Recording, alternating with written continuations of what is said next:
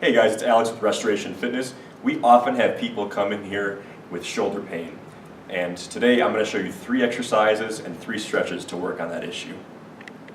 The first stretch that I'm going to show you is for your chest as well as through your bicep tendon. These muscles tend to be pretty tight in people with shoulder pain, causing their shoulders to round forward.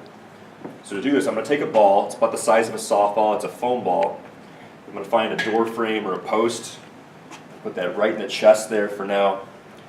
And put a little bit, I'm going to lean into the post, and I'm going to take this arm and I'm going to go through some various motions.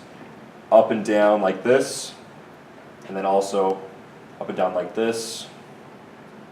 And then lastly, in and out like this. I'm going to reposition this ball periodically to find a place that's pretty tender. And then after I'm done with the chest, I'm going to take the ball, I'm going to put it right in the front of the shoulder here. You'll find a pretty tender spot right through there. That's the bicep tendon. So I'm going to go right here.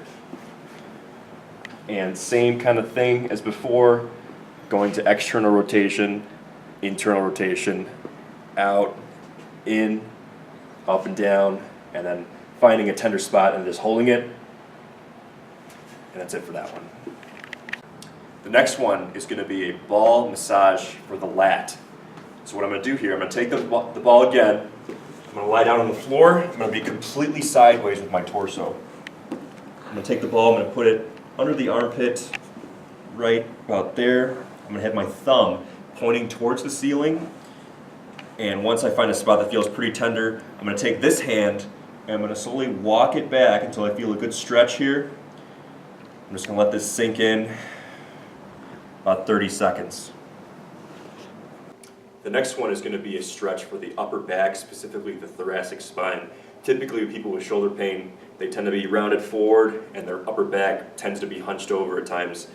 This exercise is going to help to restore some of that natural curve in the upper back. So I'm going to take a foam roller, I'm going to lie back like this, I'm going to keep my knees bent, arms back like this. I'm going to support my neck with my hands, roll back, and I'm going to slowly let my shoulders drop to the floor. I'm going to exhale and just slowly let my shoulders sink to the floor, feeling my upper back start to open up. You should feel a stretch through the chest as well doing this. That's it. The first exercise is going to be a band exercise focusing on the rotator cuff. So I'm going to stand like this. I'm going to keep a towel in between my elbow and my body. I'm going to hold on to the band like this. And the key to this one, I don't want my shoulder to roll forward like this. I want to think slightly back and then down. I'm going to stay tight in the middle here, and I'm going to extend my arm out like this. And I should feel this right here in the back of my shoulder, not the side shoulder. So I'm going to be here. I'm going to smoothly do about 15 reps. On this kind of exercise, you don't want it to be jerky. If it's jerky, that means it's too strong. You should get closer to the rack. You want it to be nice and smooth and activate those muscles in the back of the shoulder here. The second exercise is called a band pull apart. This one, I'm going to keep my palms up on an exercise band. I'm going to keep my arms as straight as I possibly can. I'm going to use the back of my shoulders to initiate the motion here. So I'm going to go like this, keeping my shoulders straight on the way back with control. I'm going to show you a side profile now. So again, I'm going to be here, straight arms, and you want to bring the band right to chest level, not too high or too low, but chest level.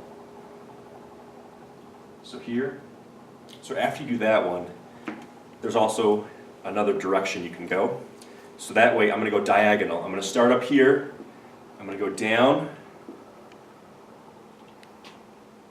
and then I'm going to stay down. I'm going to try up if I'm feeling comfortable here. Keeping my palm up towards the sky. And then the other side. Straight arm. And then this way. And that's it. This third exercise is called a scapular wall slide.